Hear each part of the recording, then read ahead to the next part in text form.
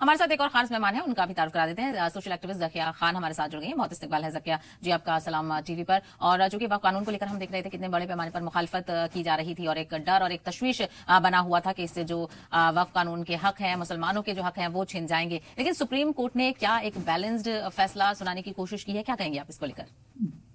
बेशक ये बहुत ही बैलेंसिंग वर्डिक है और बहुत सारी चीजों को अभी उन्होंने खासतौर से 2-3 चीजों को उन्होंने अभी होल्ड भी किया हुआ है, उस पर फाइनल डिसीजन नहीं दिया है। ये भी एक बहुत बड़ी बात है कि अभी उन्होंने फुल्ली तरीके से वक्फ कानून के अमेंडमेंट पे पूरी तरह से फाइनल डिसीजन नहीं हुआ है। पहला चीज। दूसरा चीज कि इन्होंने जो हम 3 बंदों का अभी भी रखा है कि नॉन मुस्लिम्स उसमें इन्वॉल्व हो सकते हैं।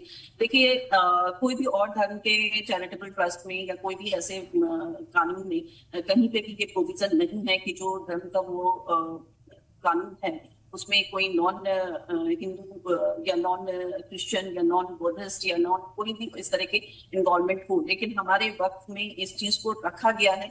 इसमें कहीं ना कहीं गवर्नमेंट की तो जीत है, लेकिन एक बहुत बड़ा सवालिया निशान है कि एससी जिसे हम सुप्रीमो मानते हैं और जो हमारा सिर्फ और सिर्फ वही एक सहारा है आज के टाइम में, the best healer and the one and only healer जिसपे हम अपनी सारी चीज पे निर्भर करते हैं, उसमें भी एक चीज को देखिए कंक्लूडिंग में कहीं ना कहीं इस चीज को डिवॉल्व करके छोड़ दिया गया है। और इसका एक बहुत पहले भी एग्जाम्पल रहा है राम मंदिर का वर्डिक्ट, जिसमें साफ कहा गया था कि सिर्फ इस चीज को ताकि दूसरे के सेंटिमेंट और चीजों को और सिर्फ इसी वक्त के लिए इस चीज को किया जा रहा है। लेकिन क्या हुआ वो वर्डिक्ट के बाद बहुत सारे ऐसे सवाल या उठे हमारे मस्जिदों पे, हमारे चीजों पे और कॉन्ट्रडिक्टरी जाहिर की गई और उस पे चीजों पे भी आप देखिए 80 केसेस चल रहे हैं और बहुत सारी चीजें होंगी।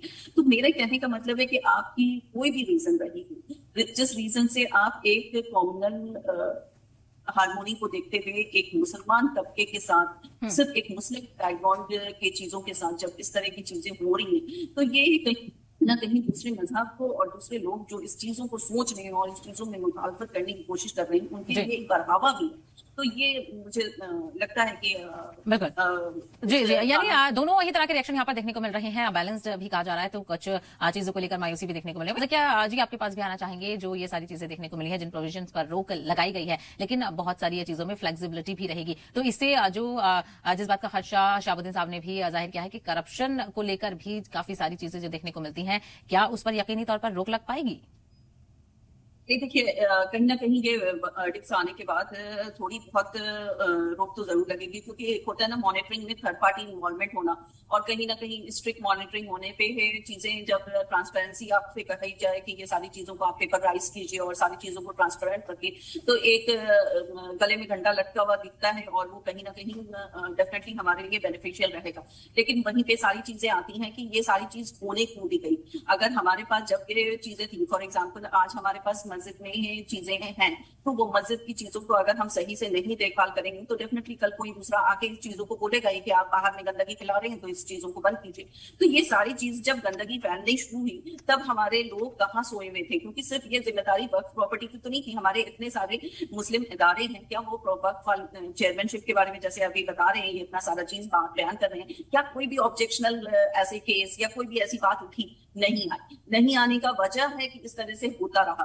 अगर यही बातें हम अपने इंटरनल कमेटी की बैठक में रख के और चीजों को उजागर करके कोशिश करते तो शायद ये चीज हमारे हाथ से निकलने के पहले ही हमारे पास आ जाती। मेरा सिर्फ कहना है कि कोई भी चीज को बिल्कुल ही बिगड़ होने के लिए इंतजार करने की जरूरत नहीं, और जो भी चीज हमारे साथ ज्यादा बिगाड़ हो रही है ना, उसका रीजन यही है कि दूसरा अगर बिगाड़ रहा है तो तीसरा ये सोच रहा है कि भाई मेरे हक में तो मेरे हकूक में तो ये चीजें है ही नहीं, हम सवाल क्यों उठाएं, हम इसके पीछे क्यों लगे। तो लगने पड़ेगा, क्योंकि कहीं ना कहीं वो सारी चीजें हम सभी की सौगात है और हम सभी की जिम्मेदारी है कि हम उस चीजों पे अपनी नजर रखें ताकि कोई दूसरे की नजर लगने की जरूरत ना पड़े।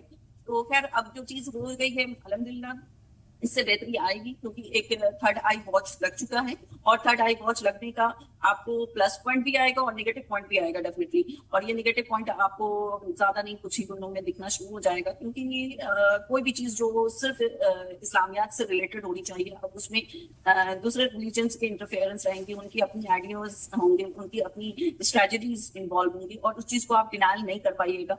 और ये चीजें अभी मतलब सही लग रही हैं कि चलो हमारे पास कोर्ट की तरफ से एक अच्छा बयान आया है, डेफिनेटली वी रिस्पेक्ट दैट बयान। जो भी उन्होंने फैसला किया है वी रिस्पेक्ट दैट, लेकिन जो फैसले में कमियां भी आई हैं उसको भी इग्नोर नहीं किया जा सकता, क्योंकि कोई भी चीज आज तक ऐसी नहीं हुई जो हम लोग मिल के नहीं संभाल सकते थे। अब उसमें हमारे ही नुमाइंदे में बहुत अलग अलग तरह के लोग अगर इन्वॉल्व हो जाते तो वो चीजें कंट्रोलेबल रहती, लेकिन अगर किसी नॉन मुस्लिम्स का भी इन्वॉल्वमेंट उसमें है तो मुझे लगता है कि इसमें कहीं ना कहीं उनकी अपनी सोच भी फिर शामिल होगी। बिल्कुल और रही काफी बात- सारी चीजें इसको लेकर देखने को मिलेंगी।